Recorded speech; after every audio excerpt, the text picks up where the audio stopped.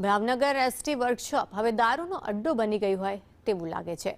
ST વર્કશોપમાં વિદેશી દારૂનો મોટો જથ્થો મળી આવ્યો છે। સ્ટોરેજ તેમજ વોશરૂમમાં આ દારૂનો જથ્થો છુપાવવામાં આવ્યો હતો। નીલમબાગ પોલીસની રેડમાં સમગ્ર દારૂનો જથ્થો મળી આવ્યો છે। ત્યારે વર્કશોપમાં ડ્રાઈવરોની પેટીઓ હોય છે। ડેપો મેનેજર ડ્રાઈવરોની પેટીઓમાં જ આ વિદેશી દારૂનો જથ્થો મળી આવ્યો છે। એટલે તેમની સંડોવણી પણ આ સમગ્ર મામલે છે કે નહીં તેને લઈને પણ પોલીસે તપાસ શરૂ કરી છે। વર્કશોપમાં જે અમારો જે આ ટેમ્પરરી શેડ છે, જે અમે નવું વર્કશોપ બન્યું ત્યારથી એનો વપરાશમાં લેતા નથી અને ફક્ત ને ફક્ત ડ્રાઈવર પોતાનો સામાન રાખવા માટે આનો ઉપયોગ કરવામાં આવે છે।